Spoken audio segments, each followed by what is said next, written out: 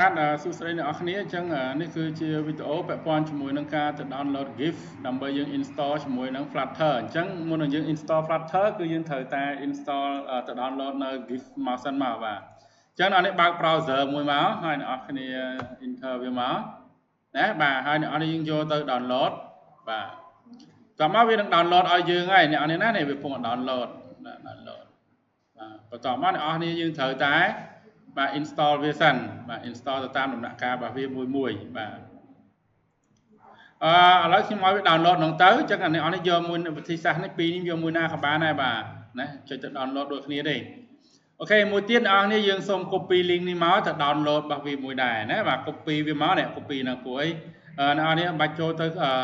តាមដំណាក់កាលវា copy link តាមខ្ញុំទៅគឺវា download បានហើយណាបាទអូខេ right click លើវាផាសវាមក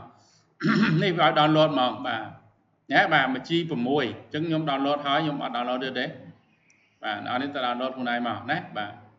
អូខេពេលអ្នកនេះ download ហើយណាបាទមើលទៅការណែនាំខ្ញុំបន្តិចសិនមកពេលអ្នកនេះ download ហើយអ្នកនរគ្នាអាចបង្កើត folder មួយដាក់ឈ្មោះថា src ហើយអ្នកនេះមាន flutter ណាបាទអញ្ចឹងអ្នកនរគ្នាយើងចូលទៅក្នុងហ្នឹងមកអ្នកនេះមើលសិនមកណាកំអានេះយើងចូលទៅក្នុងdrive C drive C មកអ្នកនរគ្នាយើងបង្កើត folder មួយឈ្មោះថា src នេះបាទ folder របស់វាមកហើយមាន flutter ពលាវាណាពលា flutter នឹងចូលទៅក្នុងហ្នឹងយើង download បានមួយ G6 ហ្នឹងណាបាទយកមកពលាវានៅក្នុងហ្នឹងណាបាទអូខេបានប៉ុណ្ណឹងហើយអ្នកនរមើលការណែនាំនឹងទៀតអ្នកនរសាក់រ៉ាន់វាណាបាទពេលរ៉ាន់នឹងតែអត់ដើរហើយព្រោះអីបើអ្នកនរគ្នាដើរអត់អីទេឧទាហរណ៍ថាខ្ញុំសុំរ៉ាន់ខ្ញុំចូលទៅក្នុង Windows អក្សរ O ហើយខ្ញុំវាយពាក្យ CMD ហើយអ្នកនរវាយពាក្យថា Flutter ដក2ដង version ដើម្បីយើងតេស្តតើអ្នកនរគ្នាបាន install patch របស់វាហើយនៅនេះបាទអញ្ចឹង enter វាមក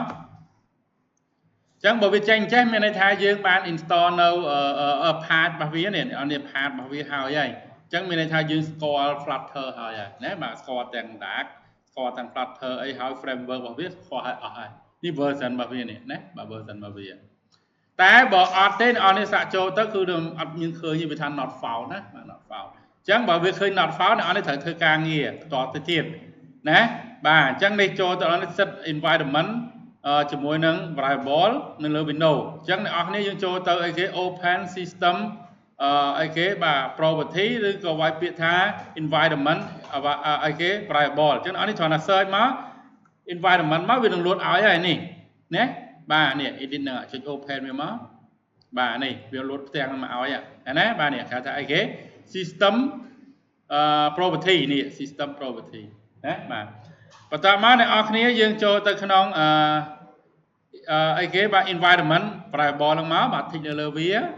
អស់នេះមើលក្តារខ្ញុំមិនសូវឃើញចាំមើលវីដេអូព្រោះវីដេអូឃើញច្បាស់ហេតុបន្តមកទៀតអ្នកនរយើងចូលអីគេនឹងកន្លែងគេមានណែនាំឲ្យយើងណាសូមអ្នកនរយើងចូល system variable ហ្នឹងទៀតមកនេះ system variable ហើយអ្នកនរ click រកមើលអីគេ select យក path នេះចូល path នេះមក path នេះណានេះ click លើវាហើយ click លើពាក្យ edit នេះលើប៊ូតុង edit នេះណាបាទអូខេពេលអ្នកនេះបានប៉ុណ្ណឹងហើយនេះចេញបញ្ចេញផ្ទាំងហ្នឹងមកហើយអ្នកនេះ scroll មកឃើញនេះអ្នកនេះ copy អាហ្នឹងមកនេះ copy នេះបាទ copy វាមកបាទប្រសិនបើខ្ញុំមានហើយនៅក្នុងហ្នឹងនេះខ្ញុំ add វាហើយបើអត់មានទេអ្នកនេះ add new folder មួយមកនេះ add new មួយមកឧទាហរណ៍ណា add new មកផាសវាចូលមកណាបាទហើយ enter វាចេញមកប៉ុន្តែបើខ្ញុំមានហើយខ្ញុំអត់ដាក់ទៀតទេឲ្យវាចូលណាបាទអូខេបានប៉ុណ្ណឹងមកចុច OK ណាអូខេអស់មកអូខេអស់មកហើយអ្នកនរចាប់ពាក្យវាយពាក្យថា flutter ណាបាទមកដល់ flutter អូខេហើយយ៉ាងតេស្តទៅនឹងឃើញលទ្ធផលដូចរបស់ខ្ញុំមិនអញ្ចឹងបាទហ្នឹងហើយបន្តមកទៀតអ្នកនរ install នៅ VS Code ហៅថា Visual Studio Code ណាបាទហ្នឹងហើយអញ្ចឹង Visual Code យើងនេះដែលខ្ញុំបានតេស្តហ្នឹងណាបាទ install វាចូលមក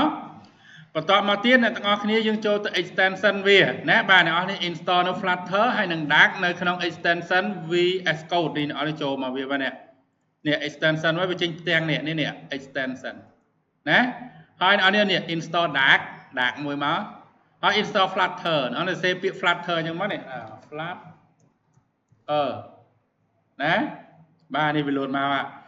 អ្នកនេះសេពាក្យ Dark ណា Dark នេះចឹង Dark ហ្នឹងគឺសម្រាប់ install វាមកបាទវាយើងសេភាសាវាអញ្ចឹងណា nâng ai tỏ step một tiết cứ nó nhé về bàn và phần năng hai về bàn và phần năng hai dương create nấu và chích bài dương nè mà create và chích trả lớn nhóm xôm vô và phần này sáng nhóm cắt và chích bài dương chăm dương từ run cho mũi cái này về để on install và sẽ hỏi dương chập đám run cho mũi cái này mà create và chích phần đá sầm khán cứ cả lại dương tay này vào dương đa hay là nè đà nè đa đôi là nhóm bàn sẽ xem mình chẳng hạn mà Windows so máu như vậy việc Flutter đọcពីដង version អូខេនេះធ្វើម៉េចឲ្យវាចេញអាប៉ុណ្ណេះគឺមានន័យថា Flutter របស់យើងគឺបាន set up ពេញហើយអញ្ចឹងវីដេអូយើងប៉ុណ្ណឹងសូមអ្នកនរគ្នាអនុវត្តតាមវីដេអូហ្នឹងមក